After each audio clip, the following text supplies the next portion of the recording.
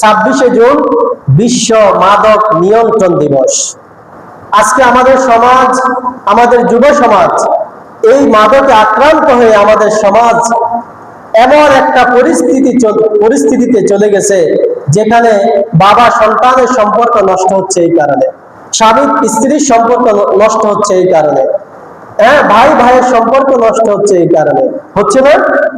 আজকে আমাদের যুব সমাজকে যদি আমরা মাদক থেকে এগিয়ে না নিয়ে আসতে পারি, অথচ আল্লাহ তাআলা 1450 বছর আগে কোরআনে বলে দিয়েছেন, আল্লাহ তাআলা বলেন, ইয়া আইয়ুহাল্লাযীনা আমানু ইন্নামাল খামরু ওয়াল মাইসিরু ওয়াল আনসাবু ওয়াল আজলামু রিজসুম মিন আমালিশ শাইতান। আল্লাহ তাআলা বলেন, হে ঈমানদাররা, তোমাদের জন্য মদ, জুয়া, নেশাদ্রব্য, ভাগ্যের তীর নির্ধারণ করা এবং মূর্তির সামনে মাথা নত করা, এগুলো তোমাদের জন্য আল্লাহ তাআলা নিষেধ করে দিয়েছেন। এগুলো শয়তানের কাজ। নাউজুবিল্লাহ। কার কাজ এগুলো? শয়তানের কাজ। কি করা? মাদক দ্রব্য সেবন করা। আমরা যেটা বলতে পারি, মাদক দ্রব্য তো অনেক আছে, তার মধ্যে অনেক ক্লাসিফিকেশন আছে, অনেক প্রকারভেদ আছে। আজকে আমাদের দেশে মদের বার আছে, বিভিন্ন দেশে আছে। কি দিয়ে আমাদের দেশে মদের বার লাইসেন্স দেওয়া হয়? যে বিদেশি কূটনীতিকরা আমাদের দেশে আসবেন, তাদের এটা প্রয়োজন হয়, এই জন্য কি মদের লাইসেন্স তাদেরকে দেওয়া হয়। নাউজুবিল্লাহ। আসলে একটি দেশ, আল্লাহ রাসূল সাল্লাল্লাহু আলাইহি ওয়াসাল্লাম বলেছেন, কিয়ামতের আলামত হচ্ছে সমাজে মাদক দ্রব্যের বিস্তর হওয়া। সমাজে মাদক দ্রব্য, ঘরে ঘরে মাদক দ্রব্য থাকবে, দেশে দেশে মাদক দ্রব্য থাকবে, সমাজে গোপনে। আমাদের সরকার কি করেন? যেই সরকার আসুক মাদক দ্রব্যের দাম বাড়িয়ে দেন। এতে করে কি হয় বলেন তো? আমরা কি করি? শরীরের মধ্যে একটা রোগ বাঁচিয়ে রেখে হাসপাতাল করি। বরং কি কি কারণে রোগ তৈরি হয়, এই রোগ নির্ণয় না করে আমরা কি কি কারণে আমাদের শরীরে রোগ বাসা বাঁধে, সেই কারণ নির্ণয় না করে শুধু আমরা হাসপাতাল করতেছি। আমরা খাদ্য ভেজাল দিতেছি, হাসপাতাল করতেছি। খাদ্য খাও, ভেজাল খাদ্য খাও, ডায়রিয়া হোক, হাসপাতালে যাও। খাবার ভেজাল খাদ্য খাও, ক্যান্সার হবে, হাসপাতালে যাও।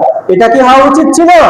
নাকি সমাজে যেই কারণে মানুষ অসৎ উপায়ে, এই যে মনে করেন খাবারের মধ্যে ফরমালিন দিয়ে অথবা খাদ্য ভেজাল দিয়ে আজকে আমাদের মানুষের মধ্যে রোগ তৈরি করে দিচ্ছে, আগে এটা নির্ণয় করে এটা নির্মূল করা উচিত। এটা না করে আমরা নতুন নতুন হাসপাতাল তৈরি করতেছি, ক্যান্সার হাসপাতাল নতুন নতুন তৈরি করতেছি। কেন? এই যে আমের ফরমালিন খেয়ে ক্যান্সার হবে, হাসপাতালে ভর্তি হবে, রোগী কয়েকদিন চিকিৎসা নেবে, মারা যাবে। এটা কি সমাধান? না। আজকে আমাদের সমাজে মাদক দ্রব্যের দাম বাড়িয়ে দিচ্ছে, বিড়ি সিগারেটের দাম বাড়াচ্ছে, মদের দাম বাড়াচ্ছে, কিন্তু এটা উৎপাদন বন্ধ করছে না। এটা যে বাহির থেকে ইম্পোর্ট হচ্ছে, এটা বন্ধ করছে না। কেন করছে না? কারণ এটা দিয়ে নাকি দেশের শুল্ক হয়, আয় হয়। আপনি দেশের এই মাদক দ্রব্য বাদ দিয়ে অন্য জায়গা থেকে আপনি কি করেন? শুল্ক নেন। আজকে আমাদের দেশে দেখেন, সিগারেটের গায়ে লেখা থাকে সিগারেট ক্যান্সারের কারণ, এবং মারাত্মক ভয়ঙ্কর একটা ছবি দেওয়া থাকে। আপনার কি হার্ট একবারে কি হয়ে যায়?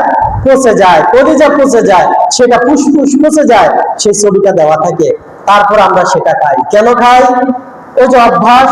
কিন্তু আজকে যদি বাংলাদেশে এটা ইম্পোর্ট বন্ধ করে দিত, তাহলে এটা হতো না। আপনি যত দাম বাড়াচ্ছেন, আপনি এটা দাম বাড়ছে, কিন্তু মানুষ কি করবে? চুরি করবে, চুরিদারি করে, ডাকাতি করে, সন্ত্রাসী করে, সে টাকা জোগাড় করে তারপরে সে আবার এটা খাবে। কারণ তো এটা তার নেশা হয়ে গেছে। যখন আপনি কোনো জিনিস সামনে পাবেন না, দেখবেন আমাদের দেশে আপনারা ছোটকালে অনেক জিনিস পেয়েছেন, এখন আর পান নাই। এখন মানুষ ইচ্ছা করলেও কি ওই যে কি বলে এটাকে, হুক্কা খেতে পারে? এটা কি আছে? এটা নির্মূল হয়ে গেছে, এই জন্য এটা এখন আর পাওয়া যায় না, এটা দুর্লভ। অতএব এটা বাদ দিয়ে দেন, আপনি সিগারেট ইম্পোর্ট বাদ দিয়ে দেন বাংলাদেশে, দেখবেন সিগারেট এমনি মানুষ খাওয়া বন্ধ করে দিবে। আপনি এটা দাম বাড়াচ্ছেন, এতে করে সে আরো চোর হচ্ছে, সমাজে ডাকাত হচ্ছে, সমাজে সন্ত্রাসবাদ বেড়ে যাচ্ছে।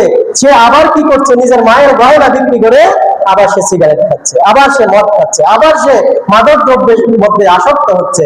অতএব আমাদের সমাজের এই পদ্ধতিগুলো চেঞ্জ করা দরকার, আমাদের দেশীয় আইনগুলো চেঞ্জ করা দরকার। যে না, আমরা হাসপাতাল বেশি করব না, আমরা খাদ্যের ভেজাল দূর করব, অসৎ ব্যবসায়ীদেরকে আমরা আটকাবো, তাদেরকে